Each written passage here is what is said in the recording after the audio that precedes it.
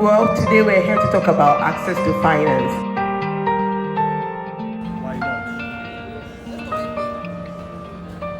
I can remember the wahala we went through. The stress we went through trying to create an account for the crowdfunding. Nina and I really did like this to get one, because as good as these accounts are or these platforms are, they are not necessarily built with Africa in mind, okay? And especially not with Nigeria in mind.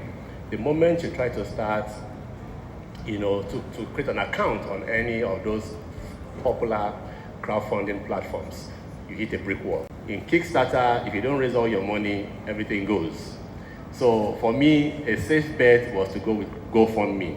GoFundMe, even if you don't raise if you don't reach your goal, your crowdfunding goal, you are still able to collect what people have donated to your campaign. Raising money is not small work, whether you're getting it from the bank or whether you're raising it yourself. So it takes a lot of work for you to build that. So one of the things my company is trying to do is to build a tourism crowdfunding platform for Africa. So it helps us to raise money within our community. The only roadblock now is trying to get the right financial payment platform to do that. I'll quickly talk about the crowdfunding stuff, because I know it's not an African thing. To get people to actually donate money for a good cause, especially when they know it's business for you, which is for you to make profits, you need a lot of sensitization and awareness and all of that. Before now, all our energy was on oil and gas and all that stuff. But now, thanks to COVID, we are all beginning to see the potential in Nigeria tourism. Beyond all of the negativity and the negative narration about Nigeria, we know that there's a lot of potential in tourism business. And all of the stakeholders, we are standing up to it to see what we can do, to help solve that problem. So we have offerings like travel loans, tour buses financing, project financing. Beyond just getting a loan from the bank, you want to ensure that your business is actually sustainable and you are getting more patronage.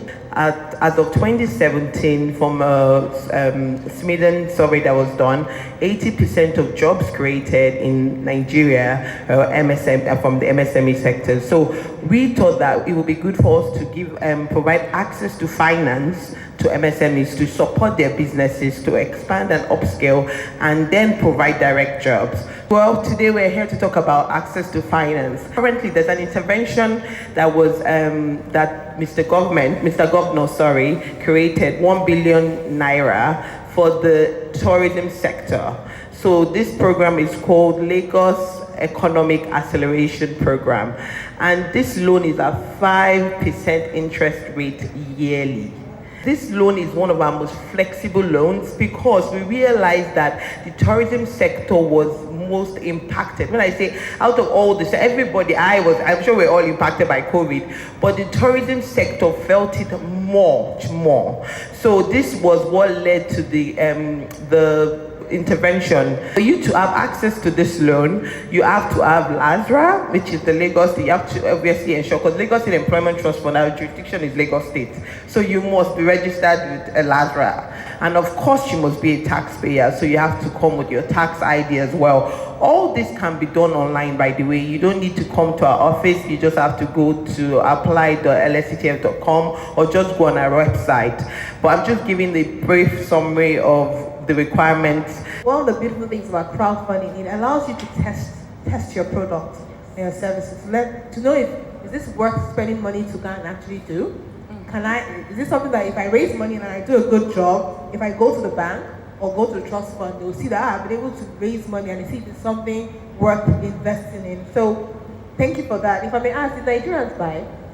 Yes, they did, but I did create short videos which I bombasted on the WhatsApp groups. I saw the videos. So created videos so like my mom could share with all our friends in WhatsApp, telling them, this is what I'm doing. And people also respect the effort. They respect that, you're not just sitting down, you're doing. And at the end of the day, you're trying to raise a huge sum of money. Any little drop counts. So Nigerians did buy, and I was honestly very pleasantly surprised by the response. You see why I asked? I was surprised. No. You know, they bought and they were also, so they didn't, because initially they didn't understand what we were doing. That's why I asked that question. They didn't understand, so which is why you have to apply a different marketing technique. You need to educate. And when they bought, they were like, oh, this is nice. This is nice. So raising money is not easy, but if you put the work, you will raise the money you're looking for. So Mr. Pelu, please, same question. How's the journey been, and would you advise anyone to crowdfund? Crowdfund means also having to draw up a plan. The very first thing you need to do is to draw up a plan. Exactly what do you want to do? How do you want to go about it? Who do you need to reach? What are your reasons? What are the factors you need to consider? As a matter of fact, on our project now, I'm running the Bishop Crowder project like a company because we have about 12 people working on it. So it's not just me, but it began with me having an idea that this man deserves to be celebrated. You people from Lagos State Trust Fund, how can I qualify? So for us, our Lagos State Employment Trust Fund, we have 3 different categories, right? And it's important I talk about the categories because then you know the amount where you fall and how much you can take. So we have the ME, which is micro enterprise. We have the MES, micro enterprise startup. So those that have just been trained and they're just starting up their businesses, and then we have SMEs. If you fall in the category of MES, which means you just finished training, whatever vocational training or skills, then at that point, just because you're starting, we can only give up to 250K. But let's remember is that all our loans are single-digit loans, and at 250K, it would still do something. Like she said. Omolara, can you define what single-digit loan? Because you both have said it, and I'm sure some people here don't know what that means. So my fellow from the bank, most banks in Nigeria give double-digit loans, which is maybe 10, 11, 12, 20, 30, 40. My micro loan is 5%. Oh. My micro loan is 5%. I get 5% in Ekiti. In Ogun State. Micro loans.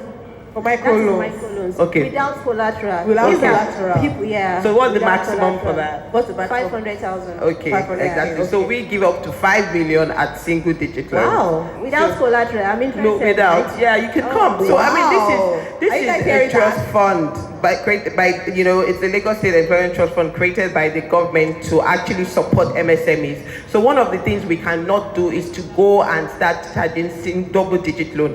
The maximum we can give is 9%. But the main one which speaks to a lot of people in the room today, if you're in the tourism sector, is the tourism loan, which is 5% interest rate yearly. My name is Banji. I'm a tourism enthusiast. My question goes to Mr. Pelu Awofeso. When setting out or starting out with your tourism funding campaign, is it ideal to put the target, like your Crowder project? Do you have a specific target, like 5 million? Then the time frame. You said you've come 6 months now and you have 8 months to go. What if you don't meet the target? Is it advisable to start the campaign all over again? If you are going to do a crowd-funded campaign, you must know how much you are trying to raise. Because people must be able to say, okay, you want to do this, you want to do that, how much are you trying to raise? Somebody may just be able to give you the entire money, but they must know exactly how much it is you need. So my question is to Mr. Pelu and crowdfunding, as we said, is not like people that are going to crowdfund are gaining from it. So what are the ways, what are the things you can put in place? Because if I'm going to be putting my money to something, then as a businessman, as a typical Nigerian man, I should have it at the back of my mind, like I'm getting it somewhere. Is there something you guys do? And how do you earn people's trust? Like how do people trust you that I can put my money into this? Thank you. Thank you very much. So when we were crowdfunding, we used a platform, and with the platform, the crowdfunding works in essence as pledges. So if I pledge this amount, I get this back. So the people who are pledging X amount got a copy of the journal, but it's at a discounted rate. If you pledge this amount, you get 2 copies. And then you can also create different merch, so merchandise. So if you pledge a certain amount, you get this and a t-shirt, you get this and a journal, this and a badge, and so on. So it depends on what your product is. So that's how it worked. So the people who were putting their money down were getting something at the end of it. So when you reach your goal, you then fulfill orders to your backers. So the thing that a crowdfunding platform allows you is that it gives you structure. Yeah.